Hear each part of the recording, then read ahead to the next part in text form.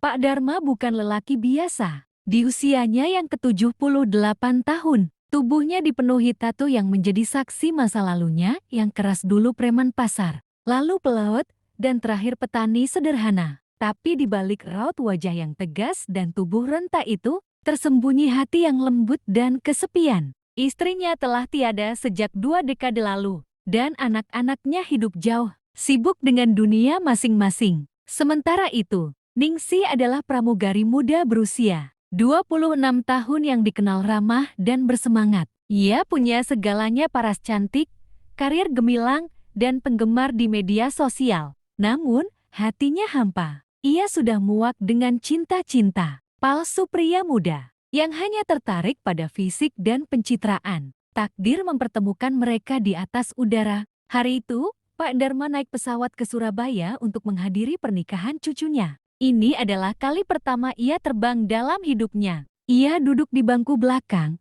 kikuk, gelisah, bahkan hampir menangis ketika pesawat mulai lepas landas. Ningsih melihatnya dan langsung duduk di sebelahnya, menggenggam tangannya dengan lembut. "Aman, Pak.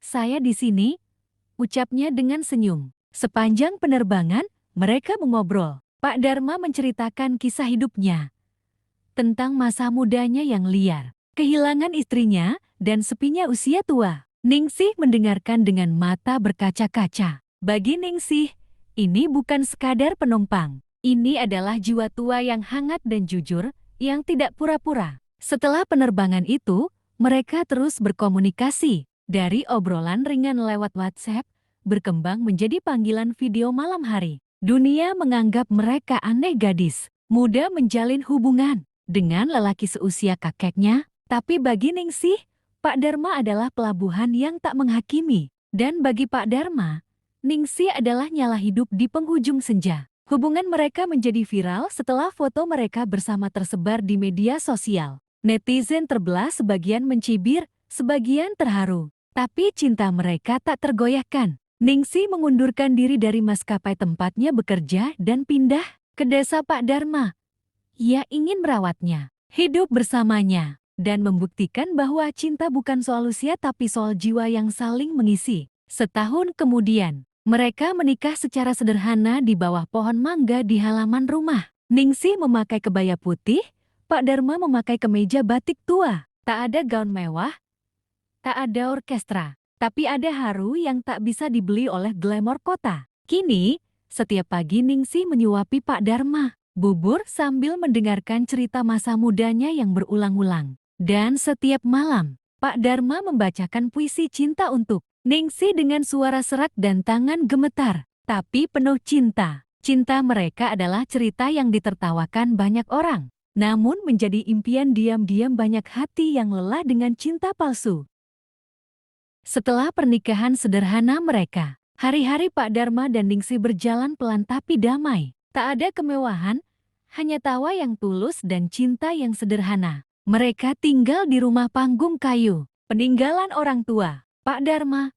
Rumah itu terletak di tepi sawah, di mana pagi hari disambut embun dan suara burung, dan malam hari berbisik lewat nyanyian jangkrik. Ningsih, yang terbiasa dengan kehidupan glamor dan rutinitas terbang di langit, kini menemukan kedamaian dalam menyapu halaman, memasak nasi hangat, dan menyeduh kopi tubruk untuk suaminya. Ia belajar menanam cabai, memetik daun singkong, dan bahkan ikut ke kebun menemani Pak Dharma menyiram tanaman. Pak Dharma sendiri merasa seperti kembali muda. Setiap pagi ia bercukur rapi, mengenakan baju terbaiknya, dan duduk di beranda hanya untuk melihat Ningsih tersenyum. Ia tahu hidupnya tak lama lagi, tapi ia bahagia. "Kalau mati nanti, aku sudah tenang," katanya suatu pagi. Ningsih hanya memeluknya, menahan air mata. Namun, cinta mereka diuji bukan oleh waktu, melainkan oleh dunia luar. Media mulai datang ke desa. Wartawan,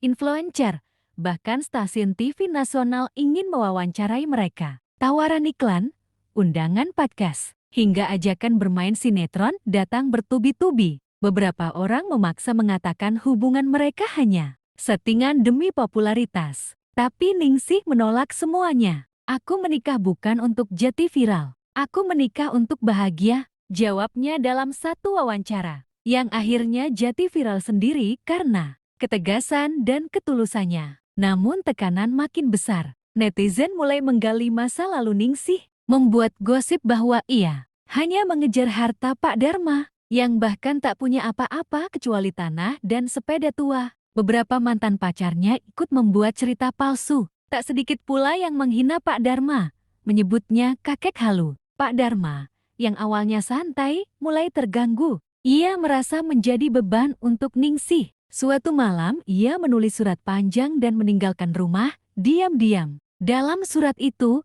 ia menulis, "Cinta tidak harus memiliki, sayang. Kau terlalu indah untuk diikat oleh tua dan keriputku. Aku ingin kau bebas, terbang lagi seperti dulu." Ningsih panik saat menemukan surat itu. Ia menangis, berlari keluar rumah, menyusuri jalan desa, bertanya ke tetangga, mencari suaminya seperti kehilangan arah hidup. Berhari-hari ia tak tidur, hingga akhirnya menemukan Pak Dharma di stasiun tua tempat mereka pertama kali bertemu. "Kenapa kabur?" isaknya sambil memeluk tubuh renta yang gemetar. Pak Dharma hanya menunduk. "Aku takut dunia akan menghancurkanmu karena mencintaiku." Ningsih menatap matanya dan berkata pelan, "Kalau dunia menertawakanku karena mencintaimu, biarlah. Tapi aku tidak akan membiarkan dunia mencurimu dariku." Mereka kembali pulang. Kali ini, lebih kuat, lebih teguh. Pak Dharma mematikan TV, menutup akun media sosial, dan kembali ke hidup sederhana. Ningsih pun menolak semua tawaran komersial dan kembali mengajar. Anak-anak mengaji di surau kecil.